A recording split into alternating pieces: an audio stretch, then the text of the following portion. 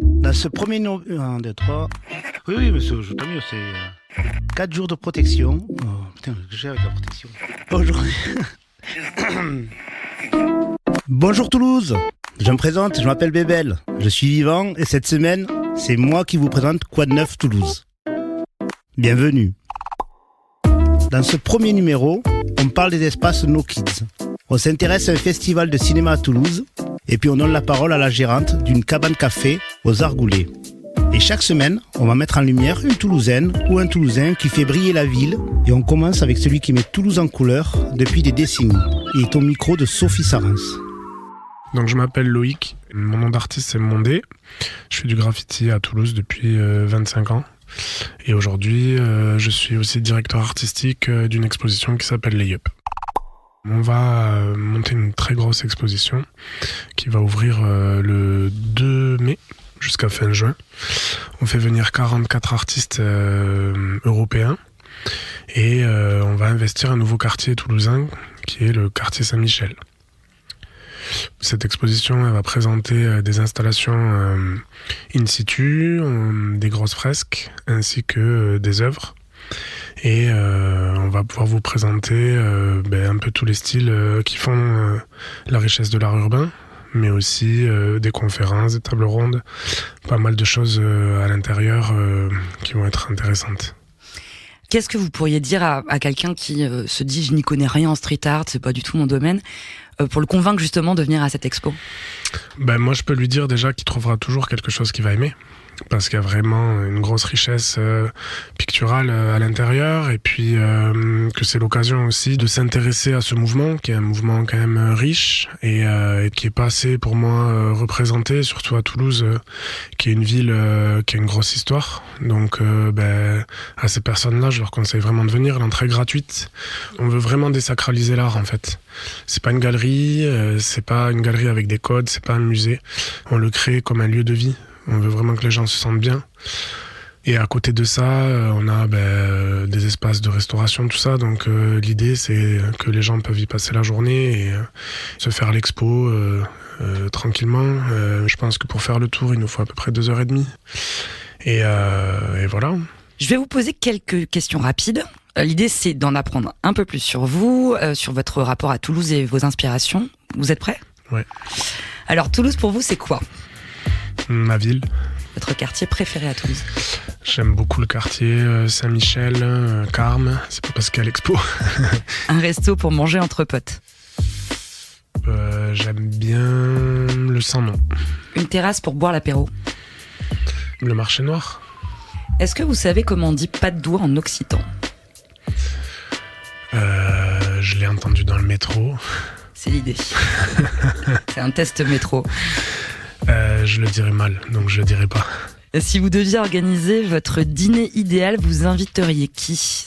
J'aimerais bien inviter Akhenaton, Oxmo et Nekfeu. Tiens. Ok, voilà, un beau dîner. Ouais. La chanson qui vous ressemble? Il y en a plein. Là, je partirais sur un autre courant musical, Guy Gerbert, What to Do. Qu'est-ce que vous aimeriez que les gens disent de vous? Qu'il est humble. Si vous deviez partager votre inspiration culturelle du moment, ce serait laquelle? Je parlerai de Soulage.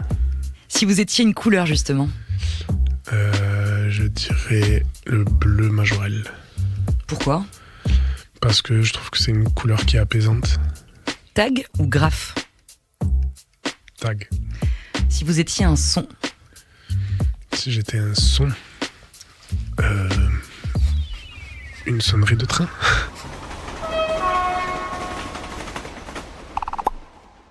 Dans Quoi de neuf, chaque semaine, on parle de tout. Ce qui nous fait sourire, ce qui nous interpelle.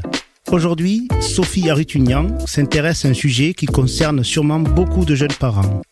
La place que notre société laisse aux enfants. Non, les enfants ne sont pas de pire en pire, comme l'écrivent les médias depuis presque un siècle. Le problème, ce sont les adultes qui les supportent de moins en moins et doivent apprendre à coexister à leur côté. C'est ce qu'affirme le patron de Libé dans un édito, et je crois qu'il a raison. Dans Le Monde, je lis « Voyage, transport, restaurant et même fête de mariage, l'exclusion des moins de 15 ans est de plus en plus courante. Oui, scoop, les enfants crient, pleurent, rigolent fort, et il paraît que seuls les parents tolèrent désormais leurs propres enfants.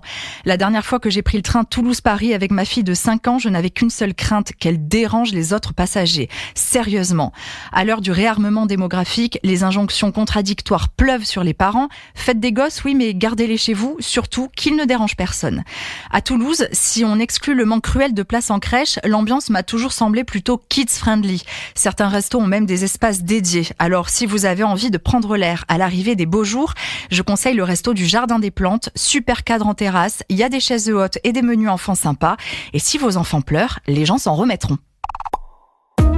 On s'arrête maintenant à l'American Cosmographe, ce cinéma de l'hypercentre toulousain où on retrouve Adrien Chevrier. Il nous parle du festival Grindhouse Paradise qui commence demain. 4 jours de projection dédiés aux films de genre. Encore une programmation très riche, 3 premières françaises, des zombies véganes et des inédits du monde entier, mise au vert psychologique danoise, premier western luxembourgeois, film d'épouvante argentin, plein de pépites, se profile, un thriller colonial philippin notamment, Raging Grace de son petit nom, où une Anglaise aisée propose à Joy, une immigrée sans papier, de veiller sur son oncle malade dans un manoir isolé. Commence alors un cache-cache aux airs de Parasite, dixit les organisateurs qui ont quand même maté 250 films pour n'en sélectionner que 17. À chaque fois, les spectateurs ressortent ravis ou marqués. Petit aperçu des années précédentes du Grindhouse Paradise. Soft and Quiet, un film très ramassé où on sentait pas venir justement la tension. Ego, c'était la surprise, c'était l'esthétique, c'était le scénario, c'était le message. The Medium, qui est un film type possession avec des démons et des rites qu'on a moins l'habitude de voir, tout en fan footage. The Watcher, qui montre un petit peu à quel point on peut devenir paranoïaque quand on n'est pas dans son élément. Little Zombies, comédie musicale rock, totalement un ovni. J'adore les ovnis, c'est pour ça que je viens au festival. Rien à ajouter, rendez-vous à l'American Cosmographe. Et puis, Quoi de Neuf Toulouse, c'est avant tout un espace ouvert à tout le monde.